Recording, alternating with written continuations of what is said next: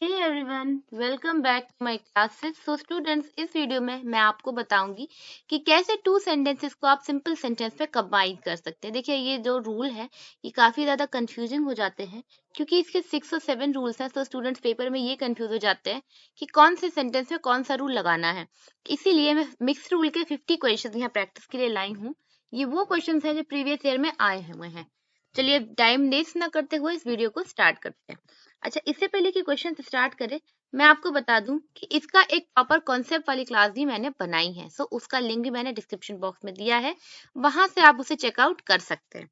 देखिए, first question क्या कहता है, Brijesh lost his book, he searched for it. ठीक है, दोनों में सब्जेक्ट देखिए कॉमन है, कॉमन सब्जेक्ट है। तो अब ब्रिजेश ने अपनी बुक खो दी, वो उसके लिए ढूंढ रहा था। तो अब यहाँ पे ऑब्जेक्ट क्या है, द बुक। और सेकंड सेंटेंस में किसके बारे में बात हो रही है, वो ब्रिजेश किसे ढूंढ रहा था, अपनी खोई हुई किताब को, है ना। और क्या कर रहा था, उसे ढूंढ रहा था। तो इसे लिख सकते हैं, Brijesh search for his lost book. A fox saw some grapes, they were hanging from a vine। देखिए, दोनों में सब्जेक्ट डिफरेंट है, a fox और they। लेकिन अब क्या यहाँ पे डिफरेंट सब्जेक्ट में हैविंग लगा सकते हैं, पहले इसे समझते हैं। एक फॉक्स ने ग्रेप्स देखे जो कि वाइन पे हैंग कर रहे थे।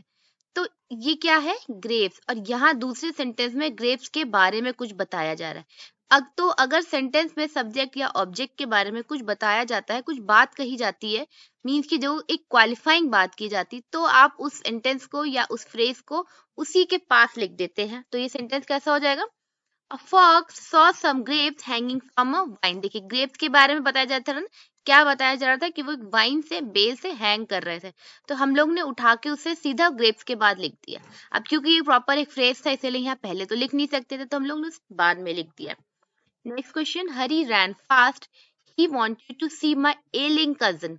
अब यहाँ पे हम लोग क्या, देखिए सब्जेक्ट कॉमन है, ठीक है, लेकिन अब यहाँ पे एक कॉज वाला रिलेशन बन रहा है। तो जब सेंटेंस में कॉज वाला रिलेशन बने, कि जो कहते हैं ना कॉज और रीजन, हरी क्यों दौड़ रहा था, क्योंकि वो बीमार कजन से मिलना चाहता था, है ना। तो एक रीजन हुआ ना कि वो इसलिए दौड़ रहा था। तो जब बात रीजन वाली होती है तो उसमें आता है to. So the answer will be Hari ran fast to see my ailing cousin। हरी मेरी बीमार बहन से मिलने के लिए दौड़ रहा था। नेक्स्ट क्वेश्चन देखते हैं क्या कहता है, the bank was closed, I could not withdraw any money. अब इसमें देखिए सब्जेक्ट जो है वो डिफरेंट है। पहले वाले में सब्जेक्ट क्या है, द बैंक, और दूसरे में सब्जेक्ट क्या है, आई। तो अब यहाँ पे वो वाले रूल तो लगा नहीं सकते थे। अब यहाँ पे ये देखना है क्या यहाँ पे ऑब्जेक्ट या सब्जेक्ट के बारे में कोई क्वालिफाइंग बातें बताई जा रही है, ऐसा तो कुछ भी नहीं है। तो यहाँ सिंपल बताया जा रहा है कि बैंक बंद था इसलिए मैं वहां से पैसा नहीं निकाल पाया। तो यहाँ पे टू वाला भी रूल लगा सकते हैं, नहीं लगा सकते, है ना। तो यहाँ पे हम लोग क्या करेंगे, सिंपल, जब डिफरेंट डिफरेंट सब्जेक्ट होते हैं और उनके बारे में कोई क्वालिफाइंग बात भी नहीं कही जाती है, तो यहाँ पे हैविंग या फिर हैविंग बीन वाला रूल लगता है। अब यहाँ पे देखिए, एक चीज इस सेंटेंस में और ध्यान रखिएगा, अगर आ रही है मेन वर्ब तो आप लिख देंगे हैविंग, ठीक है। अगर यहाँ पे हेल्पिंग वर्ब के साथ है, मीन्स की हेल्पिंग वर्ब एक मेन वर्ब की तरह काम कर रही है, तो फिर आप उसको लिखेंगे बीइंग। देखिए, ये चीज आपको ध्यान रखनी है, अगर हेल्पिंग वर्ब मेन वर्ब की तरह काम कर रही है। लेकिन अगर हेल्पिंग वर्ब के साथ कुछ और आया हुआ है, दैट मीन्स हेल्पिंग वर्ब के साथ वर्ब की थर्ड फॉर्म आई हुई है, तो फिर ये पैसिव वॉइस हो जाएगी और पैसिव वॉइस में लगेगा हैविंग बीन। ये आपको ध्यान रखना है। अगर मेन वर्ब है तो आप सिंपल हैविंग लगाएंगे, अगर हैविंग के साथ थर्ड फॉर्म है तो आप हैविंग बीन लगा देंगे, बाकी अगर ये दोनों नहीं है तो आप बीइंग लगा देंगे। तो देखिए, यहाँ मेन वर्ब तो है नहीं, वॉज के साथ ही कौन सी है, थर्ड फॉर्म है ना, तो फिर यहाँ पे लगेगा having been. So the right answer will be, the bank having been closed, I could not withdraw any money. Next question, the fog was very dense, no one could see through it। अब देखिए, यहाँ पे भी subject different है, ठीक है, और यहाँ पे फॉग के बारे में कोई क्वालिफाइंग बात नहीं बताई जा रही है। तो यहाँ पे हम देखेंगे कि मेन वर्ब है, ये हेल्पिंग वर्ब है, ये है हेल्पिंग वर्ब, और ये यहाँ पे इसके बाद कोई थर्ड फॉर्म नहीं है यहाँ, इसलिए यहाँ पे ये कैसे काम कर रही है, ये एक मेन वर्ब की तरह काम कर रही है। ये आपको ध्यान रखना है, अगर वर्ब्स की is, am, are, was verb के साथ अगर कोई भी दूसरी वर्ब नहीं है तो ये मेन वर्ब मानी जाती है, और जब इस तरीके से होता है तो फिर वहां लगता है बीइंग। तो the right answer will be the fog being dense no one could see through it, यहाँ पे होगा कॉमा। ठीक है, नेक्स्ट क्वेश्चन।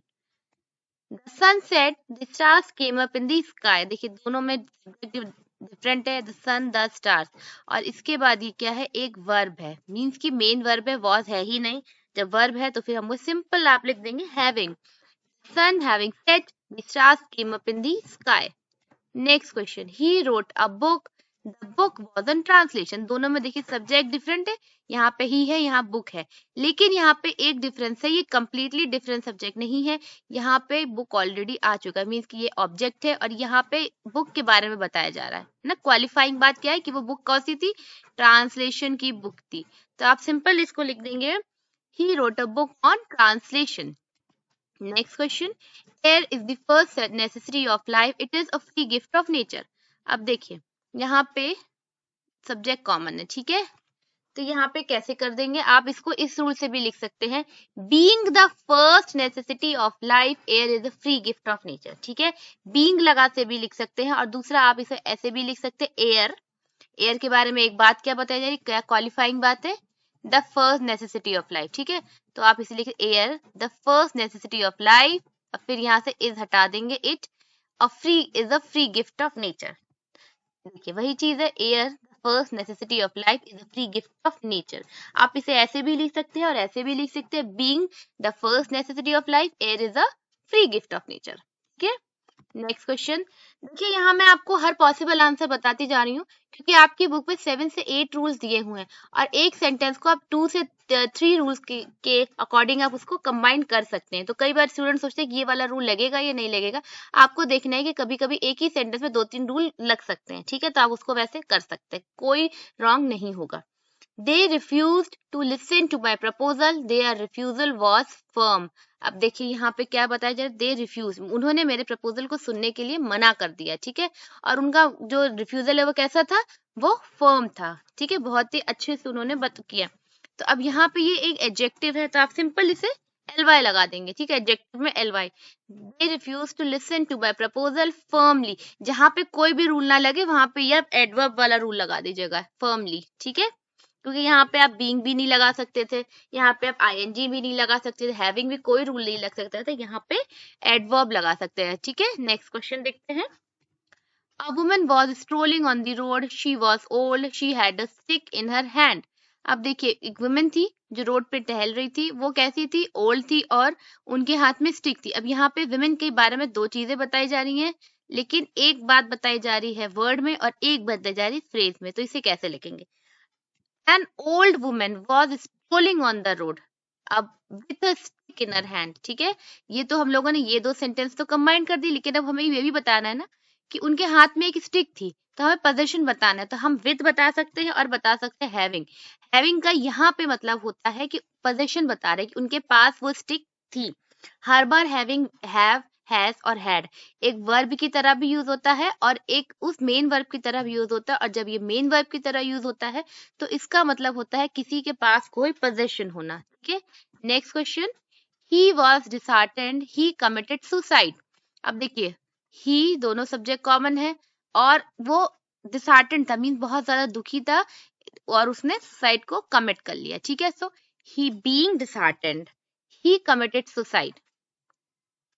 ठीक है, नेक्स्ट क्वेश्चन देखते हैं, क्योंकि देखिए यहाँ पे क्या था, बीइंग था, वॉज था। ठीक है, तो लेकिन क्या ये करेक्ट है, बीइंग डिसहार्टेंड करेक्ट है, अगर आपको कुछ ध्यान आ रहा हो तो।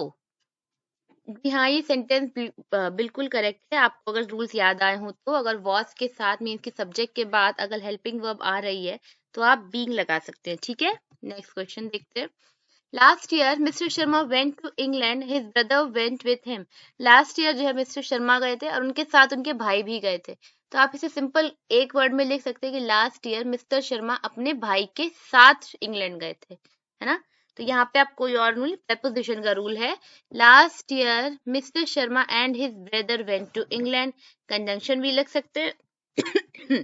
Last year mister Sharma with his brother went to England, दोनों ही रूल करेक्ट है। Nita is very poor, she cannot carry on her study. Nita बहुत पुअर है, इसलिए वो अपनी स्टडीज को कंटिन्यू नहीं कर सकती है। एक रूल तो देखिए आप इसमें ये लगा सकते हैं, being very poor Nita can not carry on her studies, ठीक है, क्योंकि दोनों ही सब्जेक्ट कॉमन है, कॉमन सब्जेक्ट है, ऐसा कुछ बताया भी नहीं जा रहा है, और यहाँ पे ये हेल्पिंग वर्ब भी आ रही है।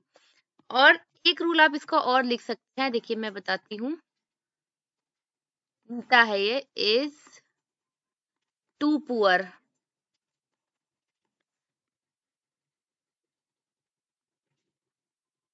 to carry on her studies, ठीक है, Nita is too poor to carry on her studies. A lion was hungry, he killed a goat, the horse he killed a horse, the horse was black. एक lion था, वो hungry था, उसने एक horse को मारा, और वो horse कैसा था, black था, ठीक है। अब यहाँ पे बताया जा रहा है दो तीन बातें। एक तो lion कैसा था, वो hungry था, उसने किसे मारा, एक horse को मारा, और horse कैसा था, वो था black, है ना। तो देखिए, hungry lion killed a black horse, और ये भी लिख सकते हैं being hungry a lion killed a black horse. दोनों रूल्स हैं, दोनों का आंसर करेक्ट है, ठीक है। यहाँ पे मैंने ऐसे कर दिया, a hungry lion, lion was hungry, a hungry lion हो गया। He killed a black horse, ठीक है, और क्योंकि यहाँ पे हेल्पिंग वर्ब थी तो being hungry a lion killed a black horse. Next question, the meeting was over, all members left the ball. देखिए, डिफरेंट सब्जेक्ट है, द मीटिंग और ऑल मेंबर्स, तो आप जब डिफरेंट सब्जेक्ट है तो आप फिर हैविंग वाला ही फॉर्मूला आ जाता है, the meeting having over, all members left the ball.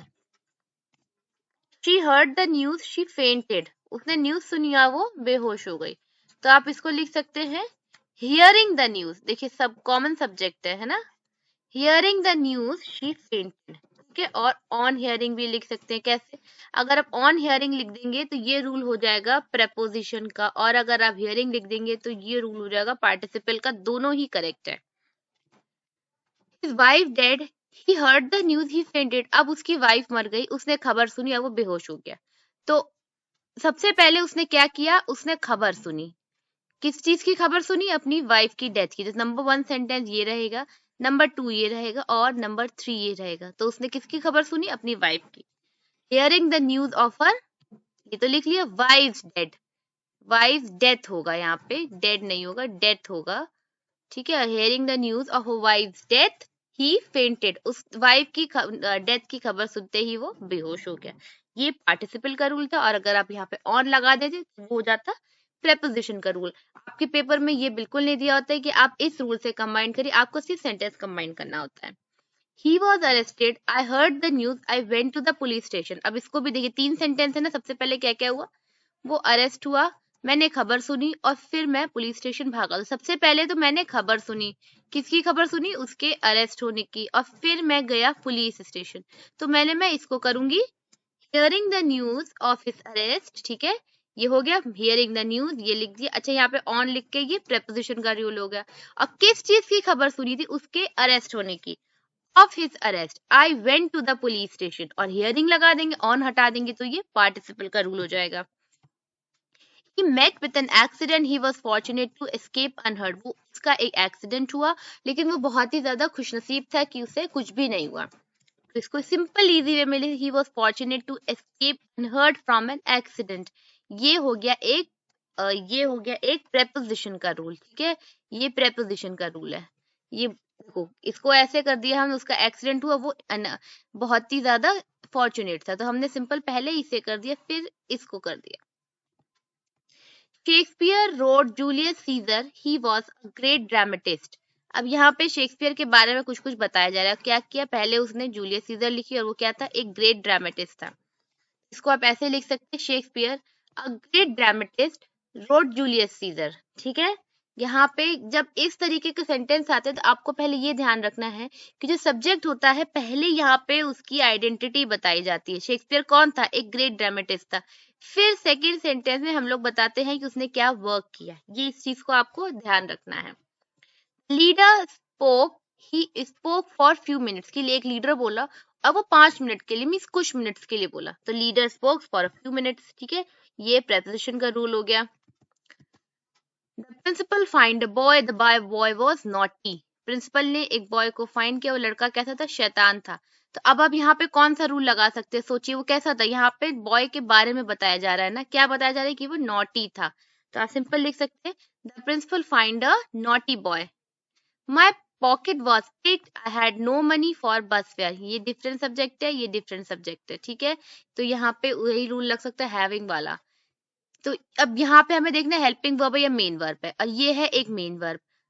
Main verb के साथ मीन्स कि ये एक हेल्पिंग वर्ब है, क्योंकि इसके साथ क्या लग गई है, थर्ड फॉर्म लग गई है ना। तो ये एक हेल्पिंग वर्ब है। तो यहाँ पे क्या होना चाहिए, the my pocket having been picked, I had no money for bus fare. She received the message, she left the office. अब ये देखो, उसको मैसेज मिला और उसने ऑफिस छोड़ दिया। तो receiving the message she left the office, ऐसा तो नहीं होगा ना। उसने उसको मैसेज मिला होगा, उसने उसको रखा होगा, उसने अपनी प्रेपरेशन करी होगी, फिर उसने ऑफिस छोड़ा होगा। तो यहाँ कुछ टाइम गैप है। याद करिए, मैंने बताया था कि जब दो सेंटेंसेस में इस तरीके का वर्क हो रहा हो और दोनों में थोड़ा सा टाइम गैप हो, वहां पे हैविंग रिसीव्ड आएगा। Having received the message, she left the office. I went to market, Mohan was also with him. अब इसको कैसे लिख सकते हैं, I went to market with Mohan. मैं मार्केट गया, मोहन भी मेरे साथ था, ठीक है। Doctor Brown is my teacher, he lives at Rishikesh. अब यहाँ पे डॉक्टर ब्राउन के बारे में कुछ बताया जा रहा है। क्या बताया जा रहा है कि वो ऋषिकेश में रहते थे, और पहले सेंटेंस में क्या बताया जा रहा है कि मेरे टीचर हैं। तो अब यहाँ पे सिंपल लिखेंगे, doctor Brown my teacher lives at Rishikesh, क्योंकि यहाँ पे जब कोई बात बताई जाती है सब्जेक्ट के बारे में कुछ भी, तो आप उस चीज को उठा के पहले लिख देते हैं। ये मैंने आपको हर तरीके से बताया है। Next question, Mathura is a place of pilgrimage, it stands on Yamuna, the Yamuna is one of the holiest river in India.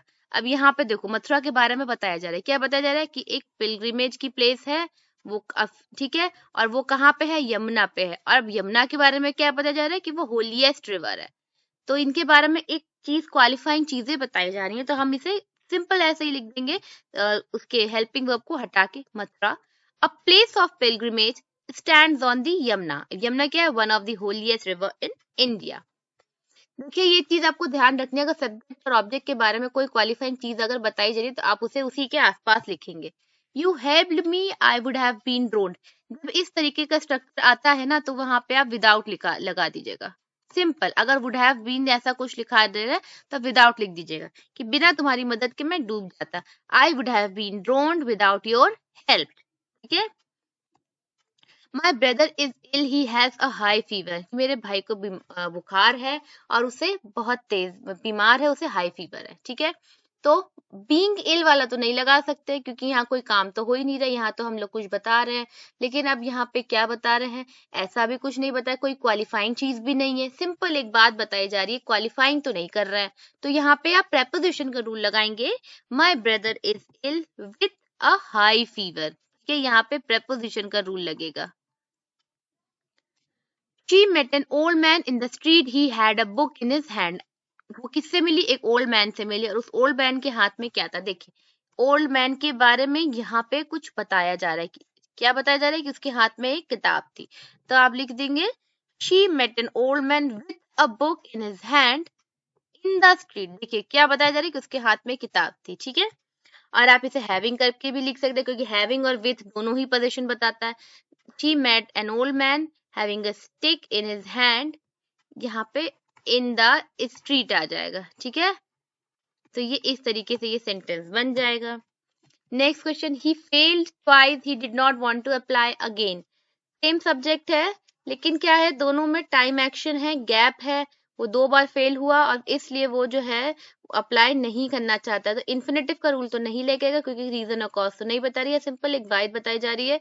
तो क्या आ जाएगा, having failed twice, he did not want to apply again. क्योंकि देखो, सेम सब्जेक्ट है, इसमें भी वही है, लेकिन ये पहले वो 2 बार फेल हुआ होगा, तो 2 बार जब फेल हुआ तो उसका रिजल्ट आने में, उसको डीमोटिवेट होने में कुछ समय तो लगा होगा ना। एक बार पहले फेल हुआ, फिर दूसरी बार फेल हुआ, फिर जब तीसरा मौका आया तब उसमें अप्लाई नहीं करना चाहता था।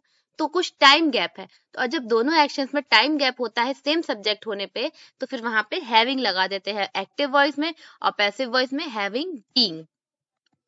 The rain stopped, the children went out to play. Easy, दोनों में डिफरेंट सब्जेक्ट है, और पहले वाले इसका सब्जेक्ट का दोनों में इसे कोई कनेक्शन नहीं है।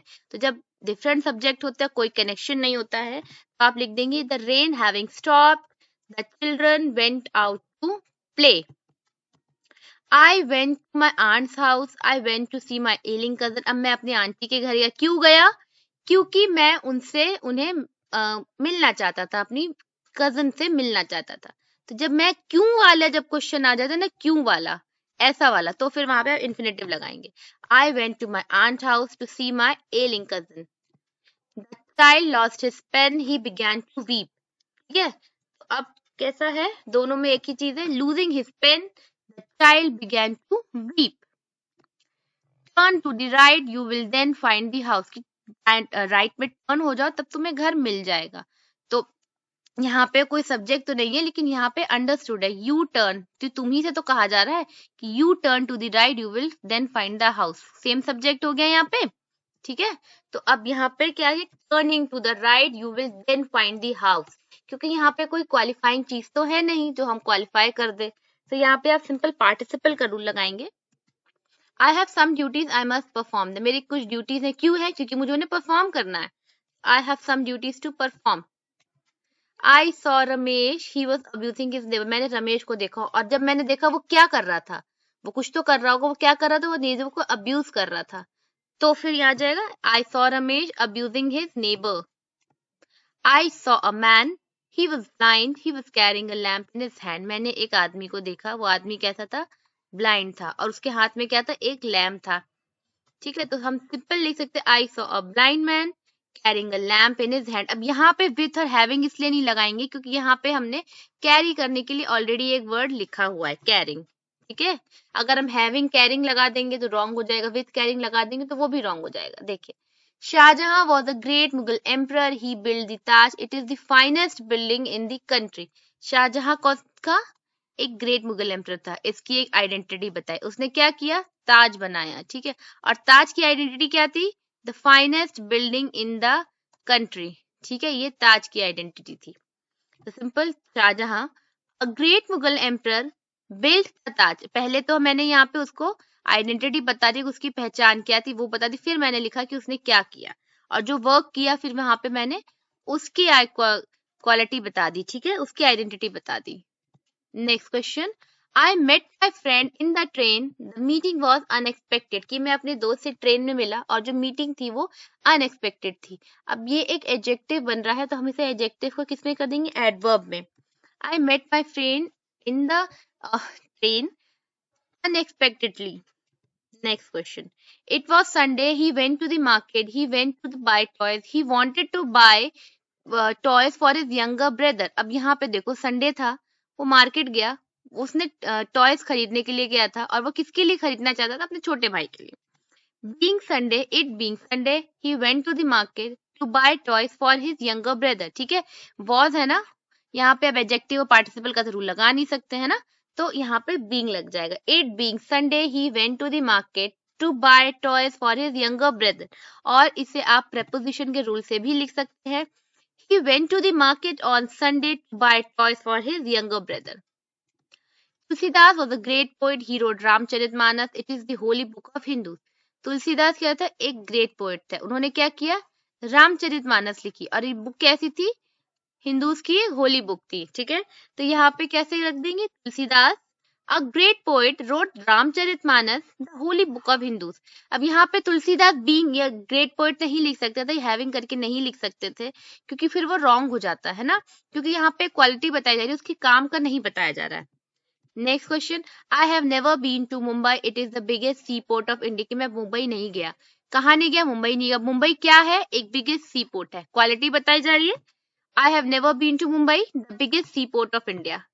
He is very poor, he can not buy a flat. देखिए, वो गरीब है इसलिए वो अपना फ्लैट नहीं खरीद सकता, तो इसको हटा देंगे. Being very poor, he can not buy a flat. कि गरीब होते हुए वो फ्लैट नहीं खरीद सकता, और वो फ्लैट खरीदने के लिए बहुत ज्यादा गरीब है. He is too poor to buy flat. यहाँ पे इसको दो रूल से हम लोग ने किया, एक तो पार्टिसिपल, दूसरा इन्फिनेटिव. दोनों ही करेक्ट है. He dismissed the servant, he was a fool.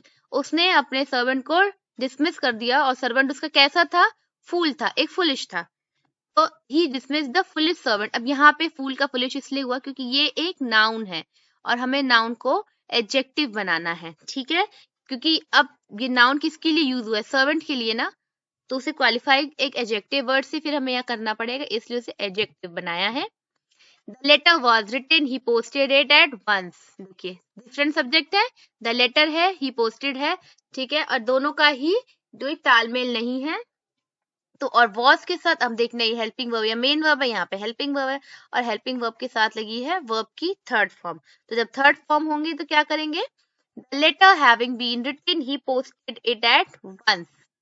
This is the grammar book I am reading it. ये एक ग्रामर बुक है, मैं इसे पढ़ रहा हूँ। तो आप सिंपल इसे लिख सकते हैं कि मैं एक ग्रामर बुक पढ़ रहा हूँ। I am reading a grammar book.